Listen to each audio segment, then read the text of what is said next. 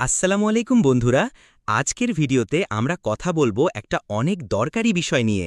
যারা মোবাইল দিয়ে video edit করেন, ইউটিউব ভিডিও বানান কিংবা ছোটখাটো শর্ট ফিল্ম করেন, তাদের জন্য ২০২৫ সালে কোন মোবাইলটা সবচেয়ে ভালো, আর কোন ফোনগুলাতে আপনি পাবেন ডিএসএলআরের মতো ক্যামেরা কোয়ালিটি আর একদম ঝকঝকে editing performance.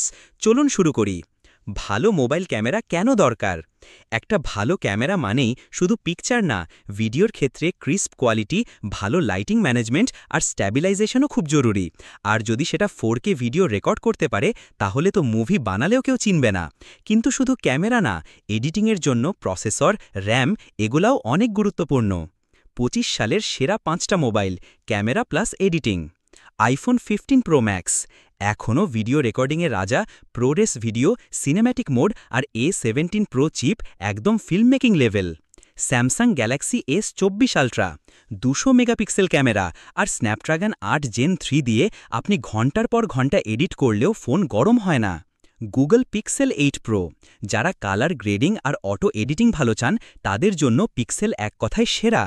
Xiaomi 14 ultra, Leica lens, manual video mode, হাতে ধরলেই মনে হবে একটা ছোট ডিএসএলআর। OnePlus 12, বাজেটের মধ্যে powerful best, 4K 60 FPS video আর অক্সিজেন ওএসএ এডিটিংও আরামদায়ক। কোন ফোনটা কার জন্য? আপনি যদি নতুন ইউটিউবার হন, OnePlus 12 বা Xiaomi 14 আলট্রা একদম পারফেক্ট। আর যদি একটু সিরিয়াস ভিডিও করেন, আইফোন 15 প্রো ম্যাক্স বা গ্যালাক্সি S24 আলট্রা নিন, চোখ বন্ধ করে।